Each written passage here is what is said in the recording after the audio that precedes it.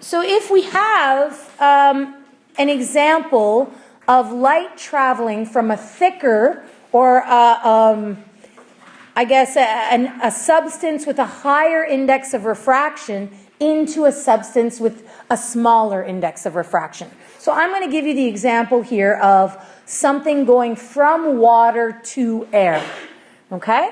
What ends up happening sometimes is, depending on the angle of the object, okay, emitting the light. So depending on, if I've got, let's say, we'll use the example from the notes. I've got a little flashlight here, and the flashlight is actually emitting light rays, right? So the flashlight is emitting light that's going like this. Now, that light is propagating through the actual water, but it's traveling at a much slower rate than it would be traveling through air, right? Because the index of refraction is much thicker, correct? So what can sometimes happen here is, depending on the actual angle of incidence here, the angle of incidence can be so great that it can actually cause the light ray to not be able to actually cross the interface.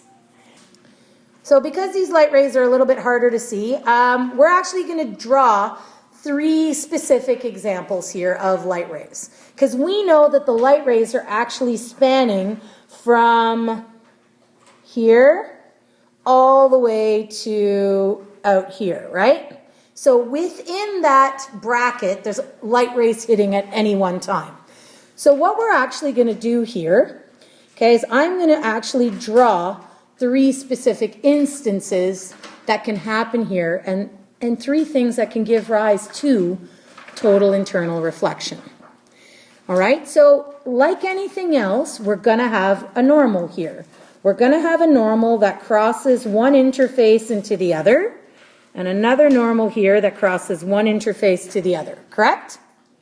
So we know that if you're going from a thicker medium to a thinner medium, so if we're going from a medium with a higher index of refraction to a medium with less of an index of refraction, it's going to cause the refracted ray to bend closer or further away from the normal. Because remember, my normal here, the angle of incidence is from the actual normal to the actual incident ray. And my incident ray is leaving the flashlight, going in that direction. Which of these 2 media are thicker? Water is thicker, so medium A in this case is going to be thicker than medium B, correct? So according to the laws of refraction, we know that if you have a medium that's thicker and it's going into a thinner medium, it will actually cause the refracted ray to have a greater angle of refraction. It'll bend away from the normal, okay? Than your angle of incidence here, right? Now, at some point, depending on the angle at which the light is actually leaving this substance, the angle at which it's hitting the interface, you reach a point where an angle is traveling and it hits the actual interface, and instead of bouncing out or reflecting back in, it actually causes it to travel along the interface. Okay, so refraction is not occurring. It's the point in between actual refraction occurring here in case number 1 and no refraction occurring in case number 2. Okay, no refraction occurs. So the point at which we go from refraction to total internal reflection, as we keep moving that angle, we're going to hit an actual angle of incidence, okay, that's actually not going to allow for refraction to happen. That it's going to cause the actual ray of light to basically get trapped in the interface. And when that happens, we say that we've actually reached what's called the critical angle. So this is going to have a normal as well. And the normal is going to cause our angle of incidence here, okay? That angle, that number that we actually reach. So anything less than this actual angle, because this angle here is less, correct? Anything less than this angle is going to allow for refraction. The refraction might be just above the actual plane, but refraction will occur. At that critical angle, that means that anything greater than the critical angle will allow for total internal reflection to occur.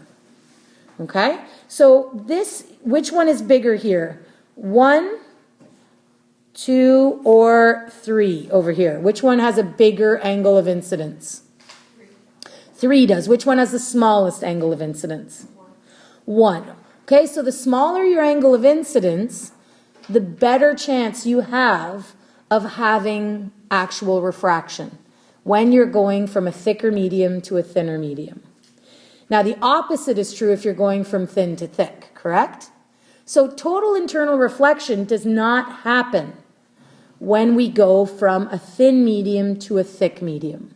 And that's because the rules of refraction state that if you have, okay, if we have our interface here and we've got our normal, okay, if an incident ray is going from, if in this case, N1 versus N2, if the angle of incidence here, okay, if N1 is thinner than N2, it will cause it to actually refract closer to the normal, right? When N1 is less than N2, it will cause it to refract closer to the normal. That's not the case when we have our angle of incidence